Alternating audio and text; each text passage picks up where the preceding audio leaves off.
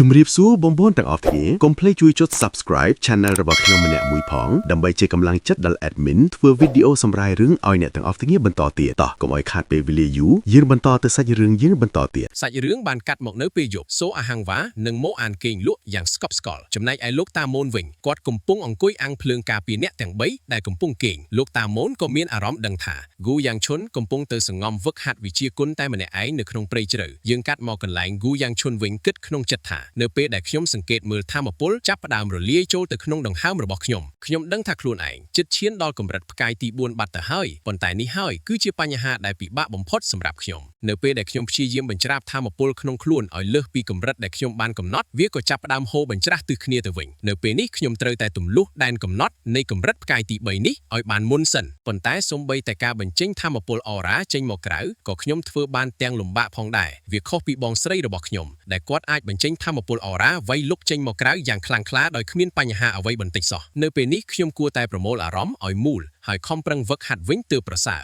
ដកដង្ហើមចូលឲ្យវែងហើយផ្ដោតអារម្មណ៍ឲ្យស្ងប់បន្ទាប់មកហ្គូយ៉ាងឈុនចាប់ផ្ដើមប្រមូលផ្ដុំថាមពលអរ៉ាដែលមាននៅក្នុងខ្លួនក៏ប៉ុន្តែស្រាប់តែពេលនោះថ្មផ្ការីកដែលព្រឹទ្ធាចារ្យលីបានប្រគល់ឲ្យហ្គូយ៉ាងឈុនកាលពីលើកមុនស្រាប់តែវាបញ្ចេញនៅក្លិនដ៏ក្រហមរបស់វាចេញមកម្ដងទៀតហ្គូយ៉ាងឈុនបានភ្ញាក់ផ្អើលបន្តិចរួចក៏លូកដៃទាញយកថ្មផ្ការីកនោះមកមើលហើយនិយាយឡើងថាខ្ញុំមិនអាចបោះរបស់នេះចោលបានឡើយហេតុអ្វីបានជាលោកតាចង់ឲ្យខ្ញុំយកវាទៅប្រគល់ឲ្យគេខ្លាំងម្ល៉េះក្លិនរបស់វាហាក់ដូចជាក្រហមខ្លាំងជាងពេលដែលខ្ញុំទទួលបានវាដំបូងទៅទៀតខ្ញុំមិនអាចផ្ដោតអារម្មណ៍បានទាល់តែសោះនៅពេលនេះដោយសារតែក្លិនថ្មផ្ការីកនេះគួរឲ្យស្ដាយណាស់ប៉ុន្តែការវឹកហាត់នៅថ្ងៃនេះគួរតែបញ្ចប់ត្រឹមនេះចុះមួយសន្ទុះក្រោយមកស្រាប់តែថ្មផ្ការីកនោះវាបានបញ្ចេញថាមពលរបស់ចេញមកហ្គូយ៉ាងឈុនភ្ញាក់ផ្អើលយ៉ាងខ្លាំងនៅពេលដែលឃើញស្រទាប់ផ្កាជាច្រើនធ្លាក់ចុះមកហ្គូយ៉ាងឈុនយកដៃចាប់ស្រទាប់ផ្កានោះហើយនិយាយឡើងថាស្រទាប់ផ្ការីកនៅកណ្ដាលរដូវក្តៅអ៊ីចឹងតើរបស់ដែលខ្ញុំកំពុងមើលឃើញនេះជាអ្វីឲ្យប្រកបពេលនោះស្រាប់តែមានស្រមោលអ្វីមួយយ៉ាងនៅពីក្រោយហ្គូយ៉ាងឈុនហើយស្រមោលនោះនិយាយឡើងថាយើងមើលទៅឯងមិនមែនជាកូនសិស្សរបស់ប៉ាក់ភ្នំហួសាននោះទេហ្គូយ៉ាងឈុនបានស្រែកសួរថា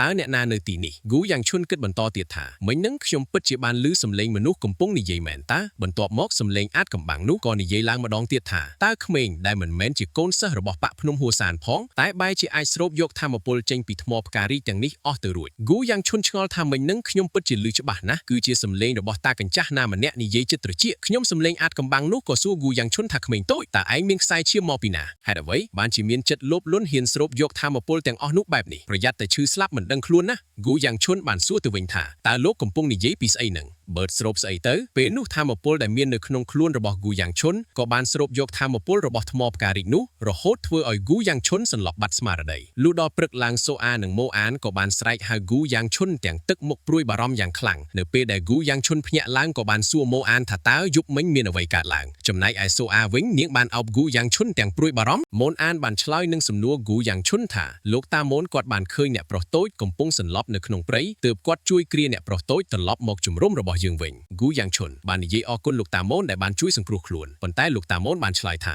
មិនបាច់អរគុណអីទេអ្នកប្រុសតូចវាគឺជាតួនាទីនិងកាតព្វកិច្ចរបស់ខ្ញុំក្នុងនាមជាអ្នកបម្រើរបស់អ្នកប្រុសតូចស្រាប់ហើយម៉ូអានបានសួរហ្គូយ៉ាងឈុនថាតើមានរឿងអ្វីកើតឡើងចំពោះអ្នកប្រុសតូចកាលពីយប់មិញមែនទេហ្គូយ៉ាងឈុនបានឆ្លើយទាំងស្ទាក់ស្ទើរថាកាលពីយប់មិញគឺខ្ញុំគ្រាន់តែវឹកហាត់ស្រាប់តែថ្មផ្ការីកនោះវាបានបញ្ចេញពន្លឺអ្វីមួយយ៉ាងចេញមកហើយបើមើលពីខាងក្រៅទៅវាដូចជាមិនមានអ្វីប្រែប្រួលទេប៉ុន្តែហេតុអ្វីបានជាវាលែងមានក្លិនក្រអូបដូចមុនទៀតចឹងមួយវិញទៀតវិជាគុណស្រូបយកថាមពលបិសាចបច្ចេកទេសចង្រៃនឹងវាស្រាប់តែស្រូបយកថាមពលពីថ្មផ្ការីកនេះអស់រលីងដូច្នេះហើយទើបធ្វើឲ្យខ្ញុំសន្លប់បាត់ស្មារតីតែម្ដងហ្គូយ៉ាងឈុនបានគិតក្នុងចិត្តបន្តថាខ្ញុំស្មានតែថ្មផ្ការីកដែលជារតនសម្បត្តិរបស់ភ្នំហួសានមួយនេះមានផ្ទុកនៅអ្វីមួយយ៉ាងអាចកំបាំងឬផ្ទុកនៅចំណេះដឹងអ្វីតែមិននឹកស្មានថាខ្លួនខ្ញុំបែរជាស្រូបយកថាមពលរបស់វាអស់រលីងបែបនេះសោះហ្គូយ៉ាងឈុនភ្ញាក់ផ្អើលនៅពេលដឹងថាខ្លួនបានឡើងដល់កម្រិតផ្កាយទី4បាត់ទៅហើយកាត់មកនៅពេលពួកគេចេញដំណើរទៅភ្នំហួសានម៉ូអាននិងលោកតាម៉ូនកំពុងលួចសម្លឹងមើលហ្គូយ៉ាងឈុនដែលនៅលើរទះសេះហ្គូយ៉ាងឈុនបានគិតនៅក្នុងចិត្តថាខ្ញុំដឹងថាវាពិតជាចម្លែកខ្លាំងណាស់ដែលសុកខ្ញុំអាចឡើងដល់កម្រិតផ្កាយ4ត្រឹមតែមួយយប់បែបនេះប៉ុន្តែអ្នករាល់គ្នាឈប់សម្លឹងមកខ្ញុំបែបនឹងទៅបានទេស្រាប់តែពេលនោះសូអាបានមកគៀកហ្គូយ៉ាងឈុនរួចនាងក៏ហិតខ្លួនរបស់ហ្គូយ៉ាងឈុនហ្គូយ៉ាងឈុនបានសួរសូអាថាតើនាងកំពុងធ្វើអីនឹងសូអាបានឆ្លើយថាអ្នកប្រុសតូចខ្ញុំធំក្លិនអ្វីមួយយ៉ាងចេញពីខ្លួនអ្នកប្រុសហ្គូយ៉ាងឈុនតបទៅសូអាទាំងយល់ច្រឡំវិញថាខ្ញុំដូរខោអាវហើយតាំងពីព្រឹកមកខ្ញុំងូតទឹកញឹកជាងនាងទៅទៀតតើនាងចង់មានន័យថាខ្ញុំមានក្លិនខ្លួនមែនទេសូអាបកវិញថាមិនមែនបែបនឹងទេគឺវាមានក្លិនក្រអូបដូចជាផ្កាអញ្ចឹងហ្គូយ៉ាងឈុនបានផុសសូអាថាប្រហែលជា ក្លិននឹងហោះតាមបង្អួចមកទេដឹងសូអាចបកវិញថាមិនមែនទេក្លិនក្រអូបនេះច្បាស់ជាចេញពីខ្លួនអ្នកប្រុសពិតមែនហ្គូយ៉ាងឈុនគិតក្នុងចិត្តថាបើទោះជាម្នាក់នេះមើលដឹងដែរមានន័យថាថាមពលខាងក្នុងខ្លួនរបស់ខ្ញុំពិតជាកើនឡើងខ្លាំងមែនកាលខ្ញុំនៅកម្រិតផ្កាយទី3ខ្ញុំអាចធ្វើបានត្រឹមតែបញ្ចេញកម្ដៅចេញពីខ្លួនប៉ុណ្ណោះតែឥឡូវខ្ញុំឈានដល់កម្រិតផ្កាយទី4ហើយពេលនេះខ្ញុំមានអារម្មណ៍ថាសូម្បីតែបញ្ចេញក្បាច់ដង្ហើមភ្លើងក៏គ្មានបញ្ហាដែរប៉ុន្តែហ្គូយ៉ាងឈុនគិតក្នុងចិត្តបែបទួចិត្តអាក្រក់ថាតើខ្ញុំអាចធ្វើដូចអ្វីដែលបងស្រីខ្ញុំធ្វើបានដែរទេបើមិនទាន់បានសាកប្រើផងខ្ញុំក៏មិនដឹងច្បាស់ដែរចុះវាមិនមានឱកាសណាបានវាយក្បាលអ្នកណាម្នាក់សាកមើលទេអីប៉ុន្តែហ្គូយ៉ាងឈុនស្រាប់តែនឹកឃើញសម្ដីរបស់ព្រឹទ្ធាចារ្យលីនិយាយថាលោកតាប្រាប់ឯងឲ្យហើយកុំឲ្យទៅវីក្មេងដតីផ្ដេសផ្ដាស់ទៀតឬទេស្រាប់តែពេលនោះក៏មានអ្វីម្យ៉ាងមកពាំងរទះសេះធ្វើឲ្យហ្គូយ៉ាងឈុនដាច់ភ្ងាទៅក្រោយបុកជាមួយសូអាដួលទាំងពីរនាក់ហាំងវ៉ាបានសួរហ្គូយ៉ាងឈុនថាតើអ្នកប្រុសតូចយ៉ាងម៉េចហើយហ្គូយ៉ាងឈុនតបវិញថាខ្ញុំមិនអីទេរួចក៏ងាកទៅសួរម៉ូអានតើមានអ្វីកើតឡើងប៉ុន្តែម៉ូអានមិនបានឆ្លើយនឹងសំណួរហ្គូយ៉ាងឈុនទេម៉ូអានបានសម្លឹកទៅនរណាម្នាក់កំពុងឈរនៅពីមុខរទះសេះដែលពួកគេកំពុងដំណើរពេលនោះហ្គូយ៉ាងឈុនបានក្រឡែកទៅមើលហើយគិតនៅក្នុងចិត្តថាតើអាម្នាក់នឹងជាអ្នកណាគេចេះបុរសម្នាក់នោះបាននិយាយថាខ្ញុំសូមអភ័យទោសផងដែលបានចូលមកកាត់ចង្វាក់ដោយបង្ខំបែបនេះពេលនោះហ្គូយ៉ាងឈុនបានចាប់អារម្មណ៍យ៉ាងខ្លាំងទៅលើអាវរបស់បុរសនោះដែលមានស្លាកសញ្ញាបកផ្ការីកបុរសនោះបានណែនាំខ្លួនទៅកាន់ក្រុមរបស់ហ្គូយ៉ាងឈុនថាខ្ញុំឈ្មោះយ៉ុងហ្វុងជាសិស្សចំនួនទី3នៃនិកាយភ្នំហួសានយ៉ុងហ្វុងបាននិយាយថាឲ្យខ្ញុំសុំទោសដែលខ្ញុំខាត់រទេះសេះរបស់អ្នកទាំងអស់គ្នាក៏ព្រោះតែខ្ញុំមានរឿងចង់សាកសួរតែប៉ុណ្ណោះហ្គូយ៉ាងឈុនគិតនៅក្នុងចិត្តថាខ្ញុំត្រូវតែប្រឈមមុខជាមួយវាឥឡូវនេះយ៉ុងហ្វុងគេគឺជាអ្នកក្លាហាននៃនិកាយភ្នំហួសានដែលខ្ញុំបានសម្លាប់ដោយដៃរបស់ខ្ញុំផ្ទាល់កាលពីជាតិមុននៅពេលនោះម៉ូអានបានស្រែកសួរយ៉ុងហ្វុងដោយសួរថាចុះហេតុអីបានជាអ្នកដែលមានឈ្មោះបោះសម្លេងដូចជាដាវនៀកផ្ការីកបែរជាមកធ្វើរឿងដែលគ្មានការទទួលខុសត្រូវនិងប្រថុយប្រថានបែបនេះទៅវិញយ៉ុងហ្វុងបានតបទៅម៉ូអានវិញថាខ្ញុំសូមអភ័យទោសខ្ញុំមិនបានមានបំណងចង់មកខាំងផ្លូវរបស់អ្នកទាំងអស់គ្នាទេប៉ុន្តែដោយសារខ្ញុំត្រូវការបញ្ជាក់រឿងអ្វីម្យ៉ាងឲ្យច្បាស់ទើបខ្ញុំសម្រេចចិត្តខាត់រទេះសេះនេះតែម្ដងទៅម៉ូអានតបវិញថាចុះតើលោកចង់បញ្ជាក់ពីរឿងអីយ៉ុងហ្វុងឆ្លើយតបទៅម៉ូអានវិញថាគឺខ្ញុំចង់មកពិនិត្យមើលថាតើមានសិស្សក្នុងនិកាយរបស់ខ្ញុំនៅក្នុងរទេះសេះនេះដែរឬអត់ស្រាប់តែហ្គូយ៉ាងឈុនបានគិតនៅក្នុងចិត្តថាប្រហែលអាម្នាក់នឹងមិនមែនសំដៅលើខ្ញុំទេដឹងយ៉ុងហ្វុងបានដើរចូលទៅរកក្រុមរបស់ហ្គូយ៉ាងឈុនរួចនិយាយឡើងថាពីចម្ងាយខ្ញុំមានអារម្មណ៍ថាធំក្លិនអូរ៉ាអ្វីម្យ៉ាងខ្លាំងណាស់ខ្ញុំពិតជាអរគុណដែលឃើញថាគ្រប់យ៉ា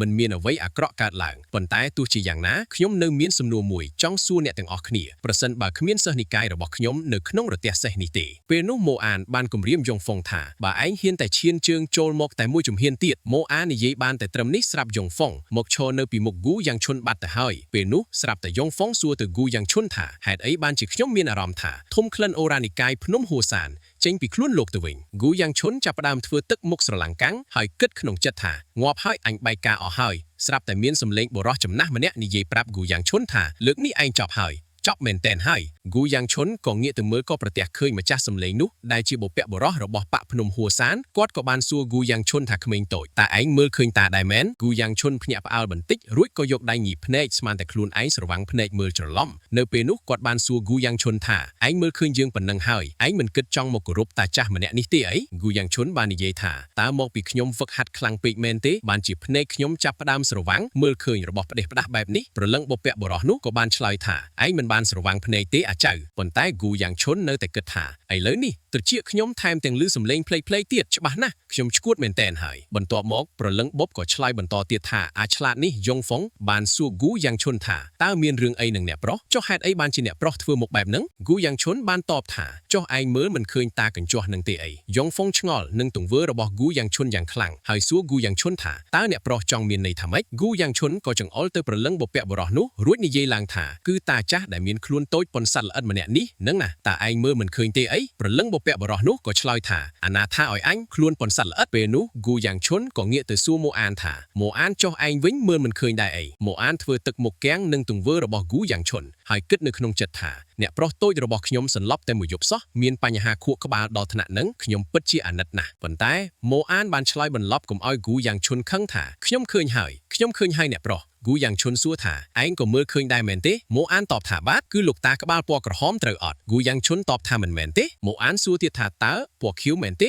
ស្រាប់តែពេលនោះយ៉ុងហ្វុងបានសួរអ្នកទាំងពីរថាតើពួកលោកកំពុងលេងល្បែងទាយប្រស្នាអីហ្នឹងមែនហ្គូយ៉ាងឈុនបានស្រែកឡើងថាវាមិនអាចទៅរួចទេដែលមានតែខ្ញុំ ខ្ញុំម្នាក់ដែលមើលឃើញខ្មោចតាកញ្ចាស់នេះអ្នកទាំងពីមើលឲ្យច្បាស់បន្តិចទៀតមើលព្រលឹងបពៈបរោះនោះបានប្រាប់ហ្គូយ៉ាងឈុនថាបិទមាត់ឯងភ្លាមទៅអាភ្លើហ្គូយ៉ាងឈុនចាប់ផ្ដើមភ័យស្អីគេនឹងចុះបើវាជាខ្មោចមែននោះតើខ្ញុំត្រូវខ្មោចចូលតាំងពីពេលណាព្រលឹងបពៈបរោះនោះនិយាយប្រាប់ហ្គូយ៉ាងឈុនថាឯងមិនបានត្រូវខ្មោចចូលអីទេភ្លេចហើយអីថាឯងបានស៊ីស្អីចូលខ្លះទៅហ្គូយ៉ាងឈុនបានគិតថាស៊ីអីខ្ញុំបានស៊ីស្អីទៅស្រាប់តែហ្គូយ៉ាងឈុននឹកឃើញកាលពីម្សិលមិញខ្លួនបានស្រូបយកធម្មពលពីថ្មផ្ការីកនោះអស់រលីងព្រលឹងបពៈបរោះនោះបានសួរហ្គូយ៉ាងឈុនថានឹកឃើញហើយនៅរឿងដែលឯងហ៊ានស្រូបវត្ថុទិព្វរបស់និកាយភ្នំហួសានរបស់យើងទាំងដែលឯងមិនមែនជាសិស្សនៅក្នុងនិកាយផងនឹងយើងខំជួយការពារឯងកុំឲ្យធាតុភ្លើងចូលជ្រែកដុតឯងស្លាប់បន្ទាប់ពីឯងបានស្រូបរបស់អស់នឹងចូលទៅតែឯងតបស្នងមកវិញដោយពាក្យថាតាចាស់ប៉ុនសัตว์ល្អិតនឹងហីហើយថាយើងជាខ្មោចនឹងហីឲ្យងាប់ទៅចោះពេលនោះហ្គូយ៉ាងឈុនបានសួរគាត់ថាតើលោកជាអ្នកណាប្រលឹងបពៈបរោះបានសួរប៉ុនតថាចុះឯងពិតជាចំណាំយើងមិនបានមែនអីហ្គូយ៉ាងឈុនតបថាអត់ស្គាល់ផងបពៈបរោះបានឆ្លើយបន្តថាម្ចាស់ថ្លៃអើយនេះឯងមិនដឹងរឿងរ៉ាវក្នុងពិភពក្បាច់គុណនេះសោះតែម្ដងមែនទេហ្គូយ៉ាងឈុនឆ្លើយបែបឌឺថាចុះបើខ្ញុំមិនស្គាល់លោកផងនឹងមានន័យថាលោកប្រហែលជាមិនសូវល្បីឈ្មោះប្រមាណដែរទេដឹងប្រលឹងបពៈបរោះនោះគាំងនឹងហ្គូយ៉ាងឈុនដែលមិនស្គាល់គាត់បន្ទាប់មកគាត់ក៏ចាប់ផ្ដើមណែនាំខ្លួនគាត់ឲ្យហ្គូយ៉ាងឈុនស្គាល់អូខេយើងនឹងណែនាំខ្លួនតែម្ដងគត់ស្ដាប់ឲ្យច្បាស់យើងគឺជាមេនិកាយចំនួនទី8នៃនិកាយភ្នំហួសានដ៏អស្ចារ្យម្នាក់ដែលមានឈ្មោះថាស៊ីនឆុលរហ័សនាគម្ចាស់ក្បាច់ដាវទឹកនៃភ្នំហួសានសាច់រឿងរំលឹកទៅអតីតកាលនៅក្នុងមហាសង្គ្រាមដ៏អស្ចារ្យបំផុតដែលបានកើតឡើងមុនការលេចមុខរបស់ស្ដេចបិសាចសួកនោះគឺមហាសង្គ្រាមបិសាចឈាមដែលមានកំពូលអ្នកក្លាហានទាំង5រូបបានរួមកម្លាំងគ្នាទប់ទល់នឹងការកាប់សម្លាប់យ៉ាងសាហាវឃោឃៅបំផុតទោះបីជាពេលវេលាបានកន្លងផុតទៅជាង100ឆ្នាំហើយក៏ដោយក៏ឈ្មោះរបស់ពួកគេនៅតែត្រូវបានគេចារទុកនិងលើកយកមកនិយាយនៅក្នុងប្រវត្តិសាស្ត្រនៃពិភពគុណជានិច្ចជាពិសេសលោកស៊ីនឆុលគឺជាបុគ្គលដែលទទួលបានការគោរពស្រឡាញ់បំផុតនៅក្នុងប្រវត្តិសាស្ត្រនៃនិកាយភ្នំហួសានទាំងមូលទៀតផងពេលនោះហ្គូយ៉ាងឈុនគិតក្នុងចិត្តថាអាតាចាស់ខ្លួនតូចដោយសត្វល្អិតម្នាក់នឹងហីដែលជាវីរៈបុរសរបស់បកភ្នំហួសាននោះលោកតាស៊ីនឆុលបាននិយាយថាស្អីគេនេះឯងនៅតែបន្តយកយើងទៅប្រៀបធៀបជាមួយសត្វល្អិតទៀតមែនទេហ្គូយ៉ាងឈុនភ្ញាក់ផ្អើលបន្តិចរួចនិយាយឡើងថាខ្ញុំគ្រាន់តែគិតក្នុងចិត្តតាលោកតាស៊ីនឆុលបាននិយាយថាអញឮទាំងអស់នឹងបើដឹងថាអញជាអ្នកណាហើយចេះមានសុជីវធម៌គោរពព្រឹទ្ធាម្នាក់នេះបន្តិចទៅហ្គូយ៉ាងឈុនធ្វើមុខដើររួចនិយាយថាជឿក៏ឈួតដែររឿងបែបហ្នឹងអ្នកណាទៅជឿចុះបើលោកខ្លាំងមែនហេតុអីក៏ទៅនៅក្នុងថ្មផ្ការីកនឹងធ្វើអីលោកតាស៊ីនឆុលឆ្លើយនឹងសំណួរហ្គូយ៉ាងឈុនថារឿងនឹងយើងក៏មិនដឹងដែរហេតុអីបានជាយើងទៅនៅក្នុងថ្មផ្ការីកនឹងទៅវិញហ្គូយ៉ាងឈុនគិតក្នុងចិត្តបន្តថាអាតាចាស់នេះសួរអីក៏មិនដឹងគ្មានបានការសោះលោកតាស៊ីនឆុលនិយាយថាអញប្រាប់ហើយតាថាអញលឺអ្វីដែលឯងគិតនៅក្នុងចិត្តទាំងអស់ហ្នឹងយើងមានអារម្មណ៍ថាឯងប្រហែលជាដឹងរឿងនេះច្បាស់ជាងយើងទៅទៀតហ្គូយ៉ាងឈុនឆ្លើយឌឺថាខ្ញុំមិនដឹងស្អីទាំងអស់ហ្នឹងលោកតាស៊ីនឆុលបាននិយាយថាបើអញ្ចឹងហេតុអីបានជាឯងដែលមិនមែនជាសិស្សគុណនៃនិកាយភ្នំហួសានផងបែរជាអាចស្រូបយកធម្មពលពីថ្មផ្ការីកនេះបានទៅវិញសំណួរនេះធ្វើឲ្យហ្គូយ៉ាងឈុនធ្វើទឹកមុខគាំងយ៉ាងខ្លាំងលោកតាស៊ីនឆុលបានសួរបញ្ជាក់ហ្គូយ៉ាងឈុនច្បាស់ថាយើងដឹងថាឯងប្រកាសជាដឹងរឿងអ្វីម្យ៉ាងហើយពេលហ្គូយ៉ាងឈុនចាប់ផ្ដើមភ័យនៅស្ងៀមមិនហ៊ានឆ្លើយនឹងសំណួររបស់លោកតាស៊ីនឆុលនោះទេលោកតាស៊ីនឆុលនិយាយបន្តថាមិនអីទេធម្មតាមនុស្សម្នាក់តែងតែមានរឿងដែលចង់លាក់បាំងអញ្ចឹងឯងជាពិសេសគឺអ្នកដែលមានវ័យក្មេងដូចជាឯងបែបនេះហ្គូយ៉ាងឈុនបានអរគុណលោកតាស៊ីនឆុលនៅក្នុងចិត្តបន្ទាប់លោកតាស៊ីនឆុលគាត់និយាយថាមិនអីក៏មិនអីទៅអញមិនសួរដេញដោលឯងទៀតទេស្រាប់តែពេលនោះក៏មានកូនសិស្សរបស់បកភ្នំហួសានពី3នាក់មកដល់កន្លែងនេះដែរហ្គូយ៉ាងឈុនបាននិយាយប្រាប់យ៉ុងហ្វុងថាកុំខ្វល់ពីពួកគេអីពួកនឹងគ្មានអីគួរឲ្យខ្លាចទេយ៉ុងហ្វុងបានងាកទៅមើលរួចនិយាយឡើងថាពួកគេគឺជាកូនសិស្សក្នុងបកហួសានរបស់ខ្ញុំតាពេលនោះម៉ូអានស្រាប់តែយកដាវភ្ចុងក៏យ៉ុងហ្វុងហើយនិយាយប្រាប់ឲ្យអ្នកប្រុសទុយហ្គូយ៉ាងឈុនប្រយ័ត្នម៉ូអាននិយាយថាខ្ញុំដឹងនេះគឺជាការអន្ទាក់របស់យ៉ុងហ្វុងដើម្បីពន្យាពេលឲ្យក្រុមពួកគេមកទីនេះ